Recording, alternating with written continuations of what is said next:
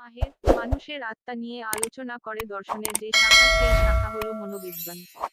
হফডিং মনের বিজ্ঞান হলো মনোবিজ্ঞান। Psychology is the science of mind আই। অ্যাঞ্জেল মনোবিজ্ঞান হলো চেতনার বিজ্ঞান। সায়েন্স অফ কনসায়াসনেস আই। টিচেনার বুন্ড লক হবস চেতনা অনুশীলনকারী বিজ্ঞান হলো মনোবিজ্ঞান। ওয়াটসন মনোবিজ্ঞান হলে আচরণ সম্বন্ধীয় বিজ্ঞান। Psychology is a science of behaviour. McDougall মনোবিজ্ঞান হল প্রাণীসকলের আচরণের বিষয়নিষ্ঠ বিজ্ঞান।